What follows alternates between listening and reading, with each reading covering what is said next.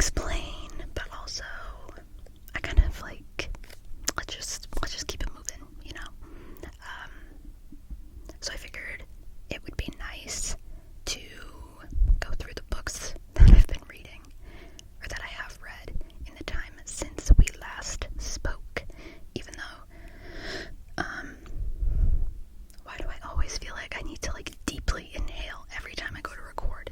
Every time I go to record, I'm like, what? Anyway,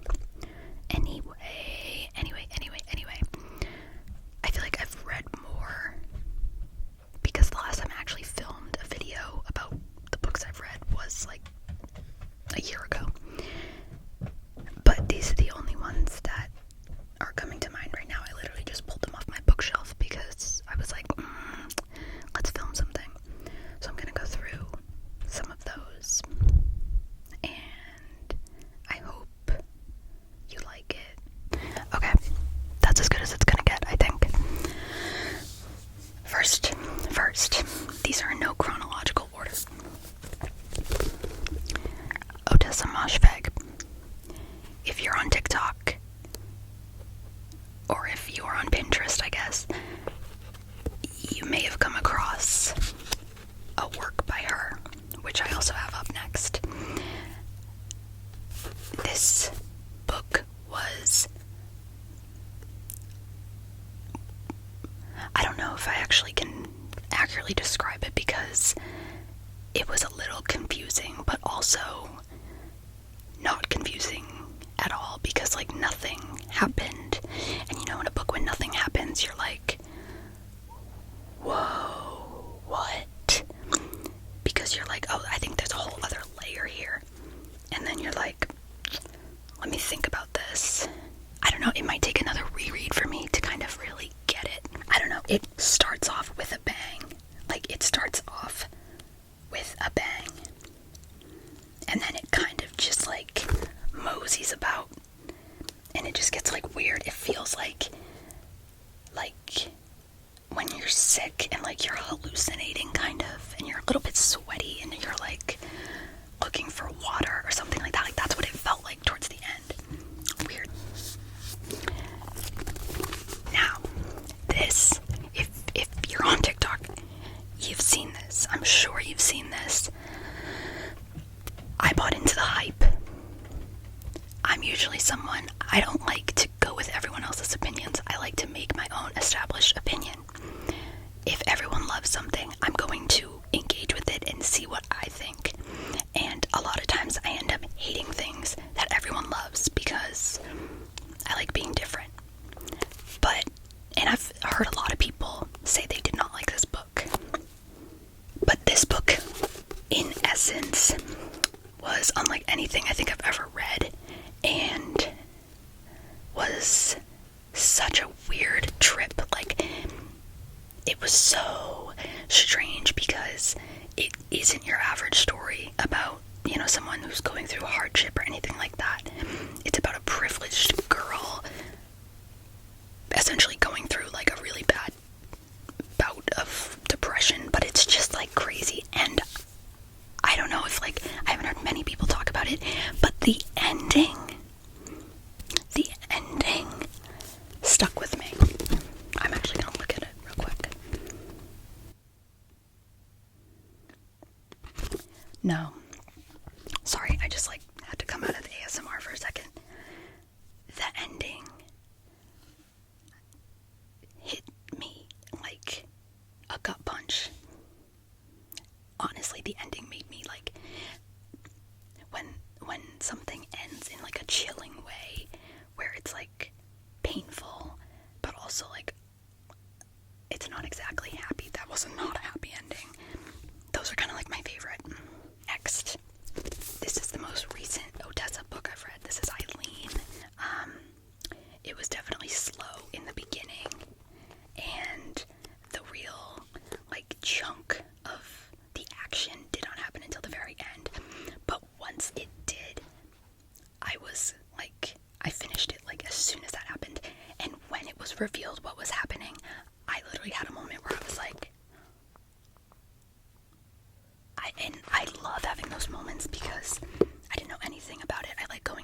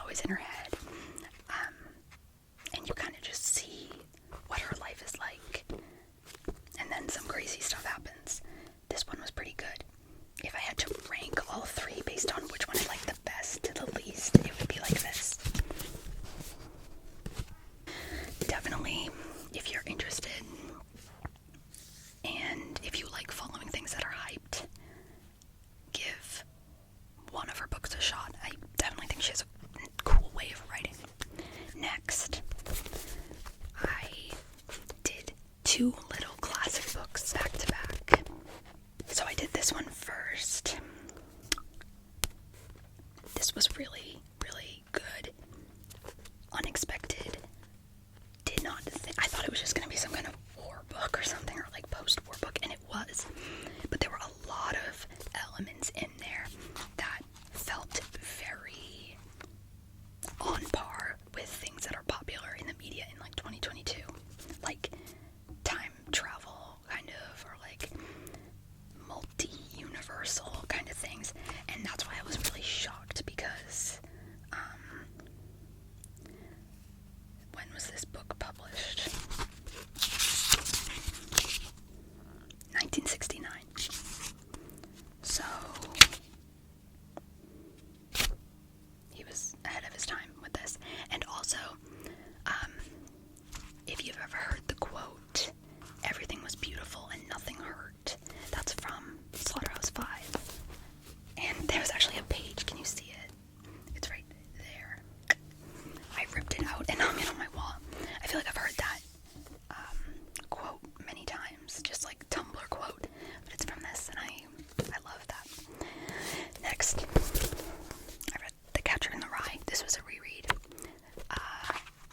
I'm glad I reread this, because how was I supposed to appreciate it when I was like 15, or not even 15, I think I was like 13 when I read this. How was I supposed to understand it? And like, I'm not saying like I didn't know how to read when I was 13, or I wasn't understanding things, but I feel like you kind of need to have a little bit more life experience to understand some books. If it's a controversial book, I want to give it a read. If you couldn't already tell, I mean, like, hello, all of these are kind of like controversial or whatever. I really like The Catcher in the Rye. Next, this book cleared.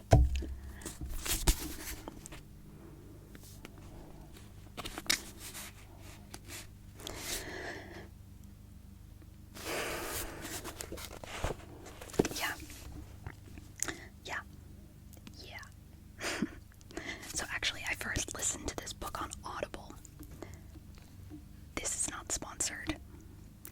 Audible is really awesome. This was my first ever audiobook, and this was my first Emily Henry book also. Started off with a bang. She just released this past year, and this was really, really good. It's like, you know, when like two grumpy people kind of like meet and they like love each other. Those are kind of like my favorite. So I loved this. I love Emily Henry books, period. Okay, the next books that I've read,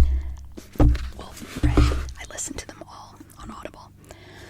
After this one, I went to The Spanish Love Deception. That was interesting. That was, I was kind of just like on a romance novel kick at that point. So I just went on TikTok and was like, what are good ones? I saw a lot of people saying that was good, but I also saw a lot of people saying it was bad. So I was like, okay, literally, my phone just ran out of storage. Anyway, the next one, The Love Hypothesis.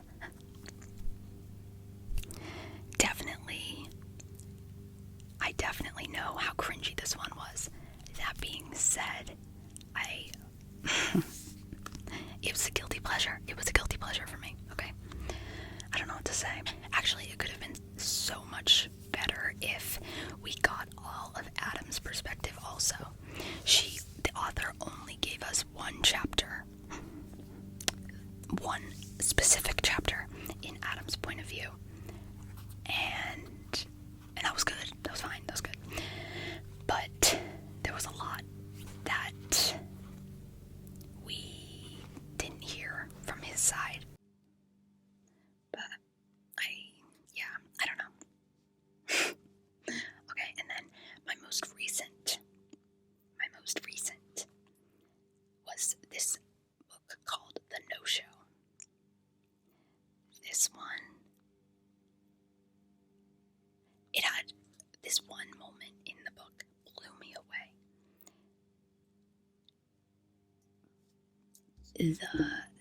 The approach to the romantic, like,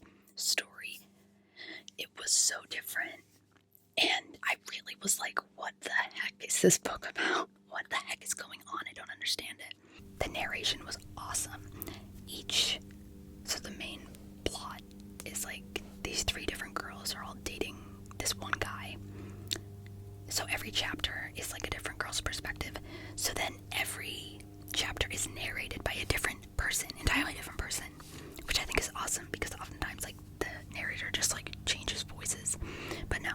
So these were entirely different people speaking, like, you know. So you had like an idea of what each character sounded like, and it really helped to help me envision what the character was feeling and what they were doing and how they were interacting with people.